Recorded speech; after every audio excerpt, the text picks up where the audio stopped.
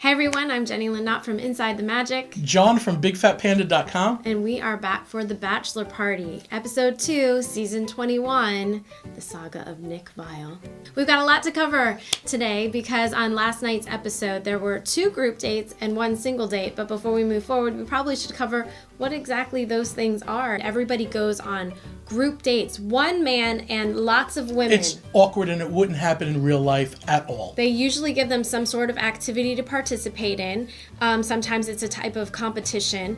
And from the group date, at the end of these group dates, one of the girls is selected as the superior performer or participant and gets rewarded in some aspect. Super weird. Also, then there's the single one-on-one date. That's the real kind of date. Yes, where Nick invites one particular woman to spend time with him exclusively. And the first group date, they were in wedding dresses. So the point of this one was to do wedding shoots. And Nick says something to the effect is, what could be better on a first date than seeing what your wedding will look like? I don't know. I can think of a lot of things that would be better than that. Maybe Rogue One, maybe. Vanessa, she was selected as an 80s bride. For a pretty girl, what happened? Oh my gosh, she looked hideous. Alexis.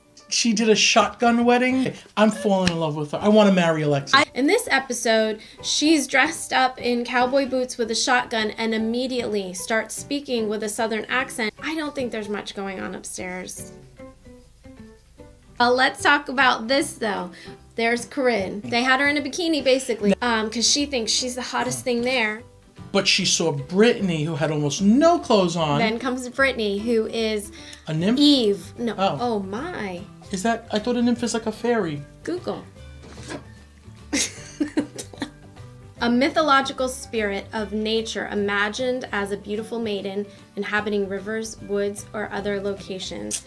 Urban Dictionary defines it a little bit differently than a Google. A woman who craves as much good sex as she can get, but for obvious social reasons, at least partly on her own terms. Oh. So you're a nymph. Stop it. No. Brittany's got a cute little figure, and Corinne took one look at that. Ooh, she was not happy. Corinne, with her comments, she's like, I'm falling in love with Nick. I'm going to get Nick. I'm going to keep falling. You guys, this one boils bunnies. Just be careful. And then Corinne has her photo session, and they do what? Corinne just takes off. Well, first they start kissing in the pool. They're in a pool. And then Corinne takes to upstage Brittany, takes off her bra. It's hard to imagine that Nick is actually responding to this, but he is. They're all supposed to have individual time with him. So Corinne takes that to her advantage. So she had her own conversation with him and then at least 2 others. She keeps going back to interrupt the time that the other girls have and stealing him away. And yet he doesn't discourage her. As a matter of fact. No, he encourages her. But there's one girl that's not okay with this happening. So let's discuss Taylor. Taylor seems to be in her own world as far as what she thinks her relationship with Nick is. I'm pretty sure that Nick is not on the same page as Taylor. So then Taylor goes back and interrupts Corinne from interrupting her. Yes. Corinne is not happy. Oh my goodness. This How is rude. where it gets crazy. Yeah, this chick is not sober at this point. And she is just so incensed that Taylor would have the gall to interrupt her from interrupting Taylor in the first place. Where's the logic here? There's no rationality behind this at all. So then she has to clear the air with Taylor. Are you okay with... Is there a situation with the situation? Wait. Are you talking about me when you interrupted me with Nick? Yeah, you're okay? There's no problem? No, I'm okay. I'm okay. I'm happy with my time. Oh, good. Oh, good. I want you to be happy. You hesitated when you said you were good, though. You hesitated. No, I'm happy with my time. I'm okay. Okay, so we're okay. Yeah, we're okay. Okay. Then Corinne gives the lecture. Oh, yes. Oh, yes.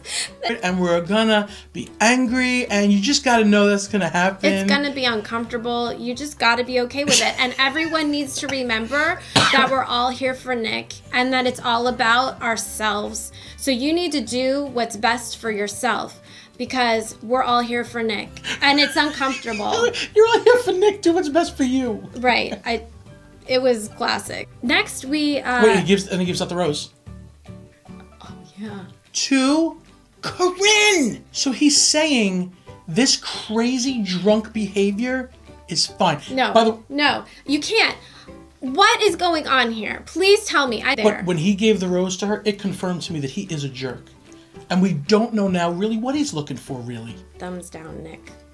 Thumbs down. The next portion of the show, we have the single date, and he actually offers it to Danielle M., the neonatal nurse, who I told you was a strong contender. She is, but Danielle M. M is for Magoo. She doesn't open her eyes. She looks very sleepy. They have a helicopter ride. They fly out to a yacht, champagne, hot tub on the yacht. It was a cool time. Danielle M's fiance passed away from a drug overdose, which she claims she didn't even know he was an addict. She came into his room one day, and he's dead. And it really, she hasn't spoken about it for a while. You know what? What? If she didn't realize her fiance was a drug addict, maybe she really is half asleep all the time. How do you think that it ended? Do you think that it ended well? Yeah, I think it ended very good. Yeah, I think so. I think that there seems to be a real connection there, actually. He said that he could see, wife material in her. But he says that about everyone. All right, then we have group date number 2. I'd much rather have been on the other date with the wedding gowns. Yes. The Museum of Broken Relationships is odd. I don't even understand it. We went from the one date where we're talking about weddings to the second one where we're talking about separations. And they all had to act out their own breakups with Nick. That's awkward. Liz, she comes out during this acting out thing and... It's not acting. Not acting. Liz's presentation for her breakup, she actually talks about the real life situation between the two of them and uses that as the scenario for breaking up with him. And he's speechless. I think that Nick is handling this situation actually very maturely, surprisingly, after giving Corinne the rose at a moment. But now he's, this situation with Liz, he takes her aside. I have questions. I don't understand why you're here. If you had wanted to be in a relationship with me, why have I not... We have mutual friends. You could have contacted me. Do you just want to be on TV? And we right. Know Why did I not hear from you until the chance to be on TV came up? It's a valid question. And she says stuff like, well, I'm not the type of person. I didn't even know you and you wanted my phone number. Oh, but you could sleep with him? Really? Come on. Yeah, and she was like, I didn't know you.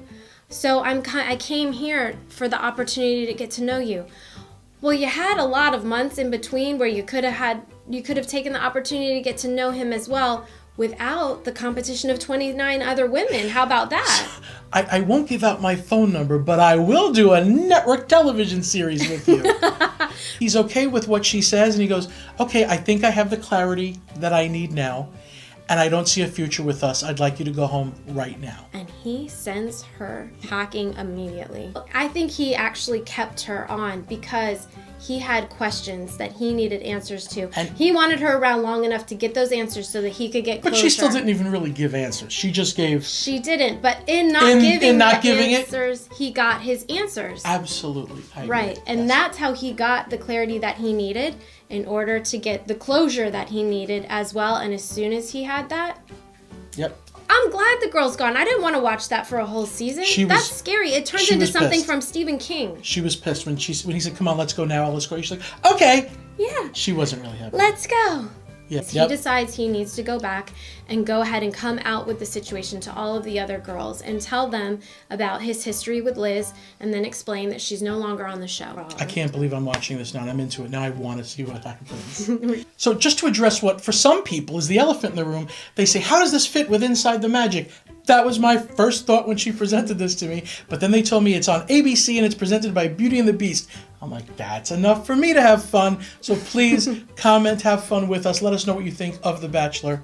We'd love to have you join us. Yes, if you are into theme parks, please check me out at bigfatpanda.com. And come find me at Inside the Magic. We will see you next week for another episode of The Bachelor Party.